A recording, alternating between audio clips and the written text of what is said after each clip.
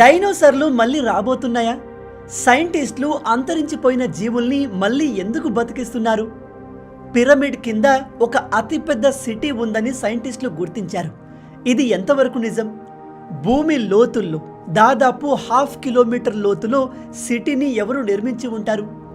అసలు సూర్యుడు అస్తమించని ఒక ప్రదేశం ఉందని మీకు తెలుసా? అక్కడ మీకు రాత్రి 2 గంటల సమయంలో కూడా సూర్యుడు కనిపిస్తాడు. అది ఎక్కడో తెలుసా? కేవలం ఇవే కాదు, ఇలాంటి టాప్ 10 ఇంట్రెస్టింగ్ ఫ్యాక్ట్స్ని మనం ఈరోజు ఈ వీడియోలో తెలుసుకోబోతున్నాం. వీడియో చాలా ఇంట్రెస్టింగ్గా ఉండబోతుంది కాబట్టి ఏమాత్రం స్కిప్ చేయకుండా పూర్తిగా చూసి అన్ని విషయాలు తెలుసుకోండి.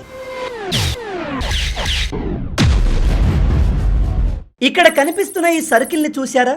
ప్రపంచంలో ఉన్న మొత్తం పాపులేషన్లో 1/2 పాపులేషన్ ఈ సర్కిల్లో ఉంది. ఈ సర్కిల్ని వాలెరీ పేరిస్ అంటారు. దీని సెంటర్ మయన్మార్లోని ఒక చిన్న టౌన్లో ఉంది. ఈ సర్కిల్ రేడియస్ 3300 కిలోమీటర్లు. షాకింగ్ విషయం ఏమిటంటే ఈ సర్కిల్లో Africa, north America, south America, Russia, Australia లాంటి దేశాలు కూడా ఇంక్లూడ్ కావట్లేదు. అయినప్పటికీ ఇది వరల్డ్ 1/2 పాపులేషన్ని కవర్ చేస్తుంది. ఈ సర్కిల్లో ప్రపంచంలోనే మోస్ట్ పాపులస్ కంట్రీస్ అయిన చైనా అండ్ ఇండియాలో ఉన్నాయి. మన ఈ 2 దేశాల పాపులేషన్ దాదాపు 2.8 బిలియన్కి సమానం. మనతో పాటు ఇందులో ఫిలిప్పీన్ అండ్ ఇండోనేషియా కూడా ఇంక్లూడ్ అవుతుంది. ఈ ప్రాంతంలో పాపులేషన్ ఇంత ఎక్కువగా ఎందుకు ఉంది అంటే ఇక్కడి భూమి మిగతా అన్ని ప్రాంతాల కంటే ఎంతో సారవంతమైంది అండ్ ఇక్కడి వెదర్ కండిషన్ ప్రజలకు ఎంతో కంఫర్టబుల్గా ఉండి రీపాపులేషన్కి బాగా ఉపయోగపడుతుంది. అందుకే ఇండియా, చైనా లాంటి దేశాల పాపులేషన్ ఇంత భారీగా ఉంది. మీలో ఎంతమంది ఈ విషయాన్ని కొత్తగా తెలుసుకుంటున్నారు? కింద కామెంట్లో చెప్పండి. భారత్, పాకిస్తాన్ అండ్ బంగ్లాదేశ్ ఈ 3 దేశాల్లో ఏ దేశ ఎంపీలు, మెంబర్ ఆఫ్ పార్లమెంట్లు ఎక్కువగా డబ్బులు సంపాదిస్తారు? ఇప్పుడు తెలుసుకుందాం. ఇండియాలో రీసెంట్గానే ఎంపీల శాలరీస్ పెంచారు. మొదట్లో నెలకు ₹1,00,000 జీతం వచ్చేది, కానీ ఇప్పుడు అది 1,24,000కు చేరింది. పాకిస్తాన్ విషయానికి వస్తే షాకింగ్లీ పాకిస్తానీ ఎంపీలు మన ఇండియన్ ఎంపీల కంటే ఎక్కువగా సంపాదిస్తున్నారు. పాకిస్తాన్ మెంబర్ ఆఫ్ పార్లమెంట్స్కి నెలకు 5 లక్షల పాకిస్తానీ రూపీస్ జీతంగా ఇస్తారు. ఇండియన్ కరెన్సీలో ఇది 1,57,000కు సమానం. బంగ్లాదేశ్ ఎంపీల విషయానికి వస్తే వీళ్ళు నెలకు ₹1,10,000 సంపాదిస్తున్నారు. ఇవి అఫీషియల్గా ఎంపీలు సంపాదించే జీతాలు, కానీ అనఫీషియల్గా అవినీతి చేస్తూ వీళ్ళు ఇంకా ఎక్కువ సంపాదిస్తారు. అయితే మీ ప్రకారం ఏ దేశ ఎంపీలు అవినీతి చేసి ఎక్కువ డబ్బులు సంపాదిస్తున్నారు? ఇండియానా, పాకిస్తానా, బంగ్లాదేశా? మీ ఆన్సర్ని కింద కామెంట్లో చెప్పండి. గ్లోయింగ్ స్కిన్ కావాలా? ముఖం పైన పింపుల్స్ పోవాలి అనుకుంటున్నారా? అయితే బొప్పాయి పండును తినండి. దీన్ని ఇంగ్లీష్లో పపాయ అంటారు. దీన్ని తినడం వల్ల ఎన్ని లాభాలు ఉన్నాయో తెలుసా? ఈ పపాయాలో vitamin C, A and powerful enzymes అయిన పపాయిన్ ఉంటుంది. ఇది మన గట్ హెల్త్కి చాలా మంచిది. జీర్ణ వ్యవస్థను స్ట్రాంగ్ చేస్తుంది. గ్యాస్, యాసిడిటీ, బ్లోటింగ్ లాంటి డైజెస్టివ్ ప్రాబ్లమ్స్ని తొలగించేస్తుంది. అలాగే వెయిట్ లూజ్ అవ్వాలి అనుకునే వాళ్ళకి ఇది మంచి ఆహారం. ఇందులో తక్కువ క్యాలరీస్ ఉండి ఎక్కువ ఫైబర్స్ ఉంటాయి. ఈ ఫ్రూట్ తినడం వల్ల బిగ్గెస్ట్ బెనిఫిట్ ఏంటంటే ఇది మీ స్కిన్ని గ్లో చేస్తుంది. మీరు ఎటువంటి కెమికల్స్ వాడకుండా ఈ ఫ్రూట్ని రెగ్యులర్గా తింటే పింపుల్స్, యాక్నే, డార్క్ స్పాట్స్ పోయి మీ స్కిన్ గ్లో అవుతుంది. అలాగే ఈ పపాయ మన ఇమ్యూనిటీని బూస్ట్ చేస్తుంది. అందుకే మీరు గమనించండి, డెంగ్యూ, టైఫాయిడ్ లాంటి సివియర్ ఫీవర్ వచ్చినప్పుడు పపాయ తినమంటారు. ఇది రక్తంలో ప్లేట్లెట్స్ని పెంచుతుంది. ఇందులో విటమిన్ ఏ కూడా ఎక్కువగా ఉంటుంది కాబట్టి ఇది మన కళ్ళకు చాలా మంచిది. ఓవరాల్గా మీరు అందంగా కనిపించాలన్నా, ఆరోగ్యంగా ఉండాలన్నా బొప్పాయి ఫ్రూట్ని తప్పకుండా తినండి. మీలో ఎంతమంది ఈ విషయాన్ని కొత్తగా తెలుసుకుంటున్నారు? కింద కామెంట్లో చెప్పండి. గుజరాత్లోని సూరత్లో ఒక 12 సంవత్సరాల అమ్మాయి వాళ్ళ అమ్మ ఫోన్తో ఆడుకుంటున్నప్పుడు పొరపాటున ఆ ఫోన్ వాటర్లో పడి పనిచేయడం ఆగిపోయింది. ఆ సమయంలో అమ్మ చిన్న పని మీద బయటకు వెళ్ళింది. ఫోన్ పాడైపోయింది అనే విషయం వాళ్ళ అమ్మకు తెలిస్తే ఎంతగా కొడుతుందో, తిడుతుందో అనే భయంతో ఈ అమ్మాయి ఒక లెటర్ రాసి ఆత్మహత్య చేసుకుంది. 12 సంవత్సరాల అమ్మాయి ఆత్మహత్య చేసుకుంది. ఈమె లెటర్లో ఏం రాసిందో తెలుసా? అమ్మ, నేను పొరపాటున నీ ఫోన్ని వాటర్లో పడేశాను. నువ్వు నన్ను ఖచ్చితంగా బాగా తిడతావు అని కొడతావు. అందుకే నువ్వు ఇంటికి వచ్చేసరికి నేను ఈ లోకంలో ఉండకూడదు అని డిసైడ్ అయ్యాను. నేను తప్పు చేశాను, నన్ను క్షమించమ్మా. నా కోసం నువ్వు ఏడవద్దు అని లెటర్ రాసి ప్రాణాలు తీసుకుంది. ఈ విషయం నేను మీకు ఎందుకు చెప్తున్నాను అంటే, పిల్లలకి తల్లిదండ్రులు అంటే గౌరవంతో కూడిన భయం ఉండాలి. కానీ ప్రతి చిన్నదానికి మీరంటే వాళ్ళు పిచ్చిగా భయపడేలా ఉండకూడదు. మార్క్స్ తక్కువ వచ్చినా, మీకు నచ్చినట్టుగా వాళ్ళు లేకపోయినా వాళ్ళపైన గట్టిగా అరవడం, ఇష్టం వచ్చినట్టుగా కొట్టడం చేయకండి. వాళ్ళకి ఏదైనా ప్రాబ్లం వస్తే మీతో చెప్పుకునేలాగా వాళ్ళతో ఫ్రెండ్షిప్ని బిల్డ్ చేయండి. వాళ్ళు తప్పు చేస్తే తప్పు అందరూ చేస్తారు, వాటి నుంచే మనం కొత్త విషయాలు నేర్చుకోవాలి అని చెప్పండి. గుర్తుపెట్టుకోండి, పిల్లలు తప్పు చేస్తే సరిదిద్దుకోవచ్చు, కానీ వాళ్ళే లేకుండా పోతే తట్టుకోగలరా? అందుకే ఈ వీడియోని వీలైనంత మంది పేరెంట్స్తో షేర్ చేసి అందరికీ ఈ విషయాలు తెలిసేలా చేయండి. మీలో ఎంతమంది ఛావా మూవీని చూశారు? ఈ మూవీ చూసిన తర్వాత నాకు అనిపించిన విషయం ఏమిటంటే, అసలు ఛత్రపతి శివాజీ లాంటి గొప్ప యోధుడి గురించి మన చరిత్ర పుస్తకాల్లో ఎందుకు మెన్షన్ చేయలేదు? కానీ మన దేశాన్ని ఆక్రమించిన మొఘల్స్ గురించి మాత్రం మన హిస్టరీ బుక్స్లో, ఎస్పెషల్లీ 7వ తరగతి నుంచి 10వ తరగతి వరకు వీళ్ళ గొప్పల్ని చెబుతూ అనేక చాప్టర్స్ ఉన్నాయి. మొఘల్స్ మన దేశాన్ని పరిపాలిస్తున్నప్పుడు, ఎస్పెషల్లీ ఔరంగజేబు కాలంలో హిందువుల పైన అధికంగా ట్యాక్సులు వేసేవారు. దాన్ని జజియా ట్యాక్స్ అంటారు. వేల హిందూ టెంపుల్స్ని వీళ్ళు నాశనం చేశారు. కానీ షాకింగ్ విషయం ఏమిటంటే, 12వ తరగతి ఎన్సీఆర్టీ బుక్స్లో ఔరంగజేబు, షాజహాన్ లాంటి ముఘల్స్ హిందూ టెంపుల్స్ని రిపేర్ చేయడానికి సహాయం చేసినట్టుగా మెన్షన్ చేశారు. అది కంప్లీట్గా అబద్ధం. మొఘల్స్ ఎప్పుడూ హిందూ టెంపుల్స్ని కూల్చడానికి ప్రయత్నం చేశారు తప్ప వాటిని రిపేర్ చేయలేదు. ఇదే విషయం పైన శివాంక్ వర్మ అనే వ్యక్తి ఆర్టీఐ ఫైల్ చేసి ఎన్సీఆర్టీకి మీరు మొఘల్స్ హిందూ టెంపుల్స్ని రిపేర్ చేయడానికి ఫండ్స్ ఇచ్చినట్టుగా టెక్స్ట్ బుక్స్లో మెన్షన్ చేశారు. దీనికి ఆధారాలు ఇవ్వండి అని వాళ్ళకు రిక్వెస్ట్ చేశాడు. దానికి ఎన్సీఆర్టీ ఏమని సమాధానం ఇచ్చిందో తెలుసా? దీనికి సంబంధించి మా దగ్గర ఎటువంటి ఆధారాలు లేవు అని. ఇక్కడ మేజర్ క్వశ్చన్ ఏమిటంటే, ఇదంతా చేస్తుంది ఎవరు? హిందూ రాజుల చరిత్రని అణచివేసి కేవలం ఇస్లామిక్ రాజుల చరిత్రని స్కూళ్లలో నేర్పేలా చేసింది ఎవరు? మీరేమనుకుంటున్నారు? ఈ విషయం ప్రతి ఒక్కరికి తెలిసేలా వీడియోని మీ ఫ్రెండ్స్ అందరితో షేర్ చేయండి. ఇక్కడ కనిపిస్తున్న ఈ వీడియోను చూసారా? ఇది రాత్రి 11:30 షూట్ చేసింది, అండ్ ఇది రాత్రి 1 గంటకు షూట్ చేసింది. అండ్ ఇక్కడ కనిపిస్తున్న ఈ వీడియోని మధ్యాహ్నం 2:20 షూట్ చేశారు. అదేంటి బ్రో, మధ్యాహ్నం సమయంలో చీకటిగా ఉంది, పైగా నక్షత్రాలు కనిపిస్తున్నాయని ఆశ్చర్యపోతున్నారా? కానీ ఇది 100% నిజం. ఈ ప్రాంతాలు నార్వేలోని స్వాల్బార్డ్కు చెందినవి. ఈ ప్రాంతం మన నార్త్ పోల్కి చాలా దగ్గరగా ఉంటుంది. ఈ ప్రాంతంలో కొన్ని నెలల వరకు సూర్యుడు అస్తమించడు, అండ్ కొన్ని నెలల వరకు చీకటే ఉంటుంది. అందుకే ఈ ప్రాంతం చాలా ఫేమస్. ఇక్కడ మార్చి నుంచి ఆగస్టు వరకు పగలే ఉంటుంది, అంటే చీకటి పడదు.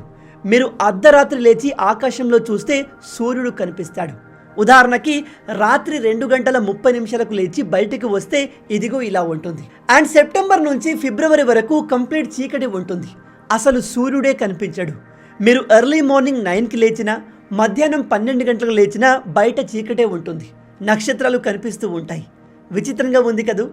ఇలాంటి ప్లేస్ని లైఫ్లో ఒక్కసారైనా ఎక్స్పీరియన్స్ అవ్వాలి. మీరు ఎంతమంది ఈ నార్వే స్వాల్బర్డ్ ప్రాంతం గురించి కొత్తగా తెలుసుకుంటున్నారు? కింద కామెంట్లో చెప్పండి. ఈ వీడియో చూసి ప్రపంచవ్యాప్తంగా ఉన్న సైంటిస్టులు ఒక్కసారిగా ఆశ్చర్యపోయారు. ఇలాన్ మాస్క్ నుంచి మొదలు పెడితే టైమ్స్ మ్యాగజైన్ ఫ్రంట్ పేజ్ వరకు ప్రతి చోట దీని గురించే మాట్లాడుతున్నారు. ప్రపంచంలో ఇప్పటి వరకు ఎక్కడా ఎప్పుడు జరగని ఒక అద్భుతం రీసెంట్గా జరిగింది. మీ అందరికీ తెలుసు, లక్షల సంవత్సరాల క్రితం జీవించిన జీవులు ఇప్పుడు లేవు, అవన్నీ అంతరించిపోయాయి. కానీ ఆ అంతరించిపోయిన జీవులు ఇప్పుడు మళ్ళీ వస్తున్నాయి. మన సైంటిస్టులు వాటిని తిరిగి బతికిస్తున్నారు. రీసెంట్గా ఏం జరిగిందంటే, ఇదిగో ఇక్కడ కనిపిస్తుంది ప్రజెంట్ భూమిపై ఉండే తోడేలు. దీన్ని వుల్ఫ్ అంటారు. కానీ ఇక్కడ కనిపిస్తున్నవి డైర్ వుల్ఫ్. ఇవి దాదాపు 10,000 సంవత్సరాల క్రితం అంతరించిపోయాయి. కానీ సైంటిస్టులు ఈ అంతరించిపోయిన జీవుల అవశేషాల నుంచి వాటి డిఎన్ఏని ఎక్స్ట్రాక్ట్ చేసి ల్యాబ్లో వాటిని మళ్ళీ పుట్టించారు. ఈ విషయం వినడానికి మీకు నార్మల్గా అనిపిస్తుండవచ్చు, కానీ ఇది ఒక అద్భుతం. 10,000 సంవత్సరాల క్రితం అంతరించిపోయిన జీవుల్ని మళ్ళీ పుట్టించడం మామూలు విషయం కాదు. అయితే ఇప్పుడు సైంటిస్టులు డైనోసార్స్ని కూడా తిరిగి తీసుకువచ్చే ప్రయత్నం చేస్తున్నారు. మీ అందరూ జురాసిక్ పార్క్ లాంటి మూవీస్ని చూసే ఉంటారు. అందులో ఎలా అయితే డైనోసార్స్ని తిరిగి తీసుకువస్తారో ఇప్పుడు మన దగ్గర ఉన్న టెక్నాలజీతో అది సాధ్యమవుతుంది. అయితే ఇంట్రెస్టింగ్లీ ఈ డైనోసార్స్ ఎక్కడి నుంచి వస్తాయో తెలుసా? మనం రోజు తినే చికెన్ నుంచి. ఎస్, మనం తినే చికెన్ డైనోసర్ జాతికి చెందినవి. వాటి DNA ఉపయోగించి సైంటిస్టులు డైనోసర్స్ని తిరిగి పుట్టించబోతున్నారు. ఈ డైనోసర్లను తిరిగి పుట్టించడం మంచి ఐడియానా, చెడ్డ ఐడియానా? మీ ఆలోచనల్ని కింద కామెంట్లో చెప్పండి. ఈసారి ఎండలు దారుణంగా ఉండబోతున్నాయి. రాబోయే 3 నెలలు మిమ్మల్ని మీరు కాపాడుకోండి. వీలైనంత వరకు ఇంట్లోనే ఉండండి. అత్యవసర పరిస్థితుల్లో మాత్రమే ఎండలో బయటకు వెళ్లే సాహసం చేయండి. ఇండియన్ మీటరాలజికల్ డిపార్ట్మెంట్ ప్రకారం ఈసారి summer one of the hottest సమ్మర్గా ఉండబోతుంది. టెంపరేచర్ మ్యాక్సిమం 53 డిగ్రీ సెల్సియస్కి చేరే అవకాశం ఉంది. అండ్ ఎక్స్ట్రీమ్ హీట్ వేవ్స్ రాబోతున్నాయి. ఇంకో షాకింగ్ విషయం ఏమిటంటే ఈ సమ్మర్లో ప్రజలకు ఎక్కువగా కిడ్నీ సమస్యలు వచ్చే అవకాశం ఉంది. ఎందుకంటే ఎక్స్ట్రీమ్ హీట్కి ప్రజలు త్వరగా డీహైడ్రేట్ అయిపోతారు. ఒకవేళ మీకు ఆల్రెడీ కిడ్నీ సమస్య ఉన్నా, కిడ్నీ స్టోన్ లాంటి ఇష్యూస్ ఉన్నా ఎక్కువగా వాటర్ తాగండి, లేదా ఖచ్చితంగా ఈ సమస్యలు ఎక్కువ అవుతాయి. ఒకవేళ బయటకు వెళ్తే ఖచ్చితంగా మీ హెడ్ని కవర్ చేయడం మర్చిపోవద్దు. మళ్ళీ చెప్తున్నాను, ఈసారి వచ్చే సమ్మర్ ఎప్పటిలా కాదు, చాలా ప్రమాదకరంగా ఉండబోతుంది. ఈ విషయం ప్రతి ఒక్కరికి తెలిసేలా, ఎస్పెషల్లీ విలేజ్లో ఎండలో పనికి వెళ్ళే ప్రజలకు కూడా తెలిసేలా వీడియోని షేర్ చేయండి. ఇక్కడ కనిపిస్తున్న ఇతని పేరు సిద్ధార్థ్ యాదవ్. ఏజ్ 28, బీహార్కి చెందినవాడు. ఇతని ఫ్యామిలీ మొత్తం ఇండియన్ ఎయిర్ ఫోర్స్లో పనిచేస్తుంది. తను కూడా వాళ్ళ ఫ్యామిలీ లాగా ఎయిర్ ఫోర్స్లో జాయిన్ అవ్వాలి అని కష్టపడి ఎగ్జామ్స్ క్లియర్ చేసి ఎయిర్ ఫోర్స్లో పైలట్గా జాయిన్ అయ్యాడు. రీసెంట్గా మార్చి 31న ఇతని ఎంగేజ్మెంట్ జరిగింది. నవంబర్ 2న పెళ్లి జరగాల్సి ఉంది. కానీ అంతలోనే మృత్యువు అతన్ని కబలించింది. ఏప్రిల్ 2న ఇతను జాగ్వార్ ఫైటర్ జెట్లు ఆకాశంలో ఎగురుతున్నప్పుడు సడన్గా టెక్నికల్ ఇష్యూ వచ్చి ఫ్లైట్ కిందకు క్రాష్ అవ్వడం మొదలైంది. సిద్ధార్థ్ వెంటనే తనతో ఉన్న కో పైలట్ మనోజ్ని పారాషూట్తో కిందికి దూకేలా చేసి అతని ప్రాణాలు కాపాడాడు. తను కూడా అప్పుడే దూకేసి తన ప్రాణాల్ని కాపాడుకునేవాడు. కానీ ఆ ఫైటర్ జెట్ ప్రజలు ఎక్కువగా ఉండే ఒక నగరం వైపు దూసుకెళ్తుంది. నగరంలో అది క్రాష్ అయితే 100 మంది ప్రాణాలు కోల్పోతారు. అందుకే అతను తన ప్రాణాన్ని పణంగా పెట్టి ఆ ఫైటర్ జెట్ని నిర్మానుష్య ప్రాంతాల వైపు మళ్లించాడు. కానీ తన ప్రాణాలు కాపాడుకోవడంలో ఆలస్యం చేశాడు. చివరికి అతను 100 ప్రాణాలు కాపాడేందుకు తన ప్రాణాన్ని పణంగా పెట్టేశాడు. ఈ ఫైటర్ జెట్ని నిర్మానుష్య ప్రాంతంలో క్రాష్ చేసి తను కూడా అందులోనే ప్రాణాలు కోల్పోయాడు. చూసారా, మన సోల్జర్స్ ప్రజల కోసం తమ ప్రాణాల్ని పణంగా పెట్టేందుకు ఆల్వేస్ రెడీగా ఉంటారు. ఎన్ని జన్మలెత్తినా మనం వాళ్ళ రుణాన్ని తీర్చుకోలేము. అందుకే always be proud of our jawans. అయితే ఇక్కడ బాధాకరమైన విషయం ఏమిటంటే ఈ సిద్ధార్థ్ యాదవ్ ఫ్లై చేస్తున్న జాగ్వార్ జెట్ ఎంతో పాతది, దాదాపు 50 సంవత్సరాల పురాతనమైంది. ఈ ఫైటర్ జెట్లను వేరే దేశాలు వాడడం మానేశాయి, కానీ మన ఇండియా మాత్రం వీటినే యూజ్ చేస్తుంది. వీటి కారణంగా ఇప్పటికే చాలా మంది వీర జవాన్లు ప్రాణాలు కోల్పోయారు. కాబట్టి ప్రభుత్వం ఇప్పటికైనా మేల్కొని ప్రజలకు ఫ్రీబీస్ ద్వారా ఫ్రీగా డబ్బులు పంచడం ఆపి డిఫెన్స్ పైన డబ్బులు ఖర్చు చేసి సొంతంగా ఇలాంటి అడ్వాన్స్ ఫైటర్ జెట్లను తయారు చేయడం లేదా కొనడం చేస్తే బాగుంటుంది. ఇలాంటి మన సోల్జర్స్ పైన మీ ఒపీనియన్ ఏంటి? మీ ఆలోచనల్ని కింద కామెంట్లు చెప్పండి. చివరి ఫ్యాక్ట్ తెలుసుకునే ముందు మీ అందరికీ ఒక చిన్న రిక్వెస్ట్. ఇప్పటి వరకు మీరు ఈ వీడియోను చూశారంటే ఈ వీడియో మీకు తప్పకుండా నచ్చే ఉంటుంది. నచ్చితే అలా ఊరికే చూసి వెళ్ళిపోకుండా వీడియోని లైక్ చేయండి. ఈ వీడియోకి నేను మీకు ఇచ్చే లైక్స్ టార్గెట్ 5000 లైక్స్. చాలా ఈజీ, సింపుల్గా చేసేయండి. మీరు కొట్టే లైక్స్కి కింద ఉన్న లైక్ బటన్ పగిలిపోవాలి. అలాగే ఇలాంటి మరిన్ని ఇంట్రెస్టింగ్ వీడియోస్ కోసం మన ఛానల్ని సబ్స్క్రైబ్ చేసి మమ్మల్ని సపోర్ట్ చేయొచ్చు కదా. ఇది మీకు కంప్లీట్లీ ఫ్రీయే, కానీ మీరు చేసే ప్రతి ఒక్క లైక్ అండ్ సబ్స్క్రిప్షన్ మాకు మరిన్ని వీడియోస్ చేయడానికి ఒక మోటివేషన్లా ఉంటుంది. కాబట్టి వీడియోని లైక్ చేసి ఛానల్ని సబ్స్క్రైబ్ చేయడం మర్చిపోవద్దు. ఈజిప్ట్ పిరమిడ్స్ పేరు వింటేనే ప్రజల మైండ్లో రకరకాల మిస్టరీలు వస్తాయి. అలాంటిది రీసెంట్గా ఈ పిరమిడ్ల కింద ఒక అతిపెద్ద నగరం ఉందని సైంటిస్టులు కన్ఫర్మ్ చేశారు. మార్చి 16, 2025న ఇక్కడ కనిపిస్తున్న ఈ ఇద్దరు రీసెర్చర్లు శాటిలైట్ను ఉపయోగించి ఈ గీజా పిరమిడ్ కింద ఏముందని దాన్ని కంప్లీట్గా స్కాన్ చేశారు.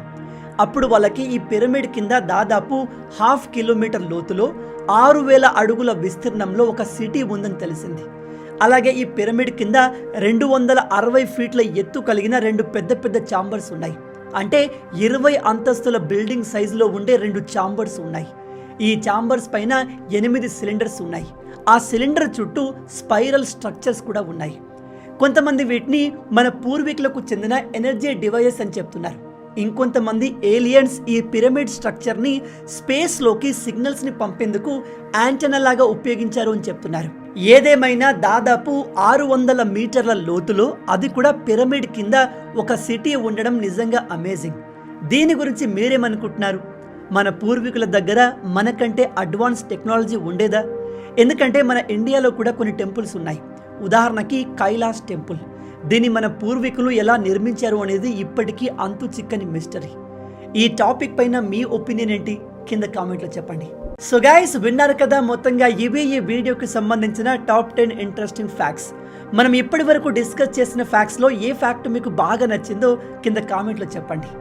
రాబోయే వీడియోలో మరిన్ని ఇంట్రెస్టింగ్ ఫ్యాక్ట్స్తో మళ్ళీ కలుద్దాం. అంటిల్ దెన్, జై హింద్ అండ్ జై